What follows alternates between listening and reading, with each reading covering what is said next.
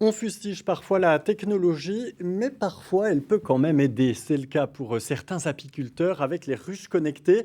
Il y en a une douzaine dans le Grand Est, comme à Peigné en Haute-Marne. Regardez ce reportage d'Isabelle Lerouge et de Maxime Meyer. Pendant que l'essaim dort encore, l'inventeur et l'apiculteur contrôlent les boîtiers. Différents capteurs de température et d'humidité de la ruche, intérieur et extérieur, un châssis capteur de poids, une invention sans danger pour les abeilles, avec une alimentation solaire, l'utilisation d'ondes radio pour transmettre les données. La puce électronique est en veille en permanence et une fois par heure elle se réveille, elle collecte toutes ces données, envoie les informations, ça dure 5 secondes, ensuite tout le système se rendort et on économise l'énergie. Et voilà.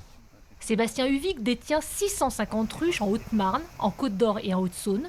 Ce système lui permet de suivre, en temps réel, l'activité des colonies, de limiter les déplacements, d'intervenir au plus juste.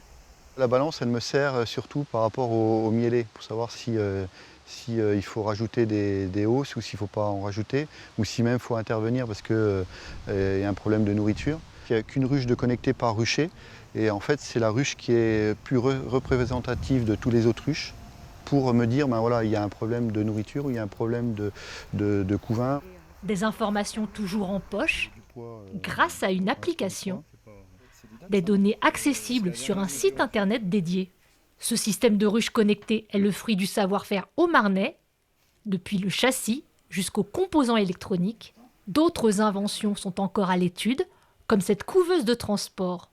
Il faut maintenir les larves à une température constante, d'où une petite valise régulée en température qui se branche sur un allume-cigare et on maintient la température qui est pré-réglée au dixième de degré, c'est vraiment du sur-mesure.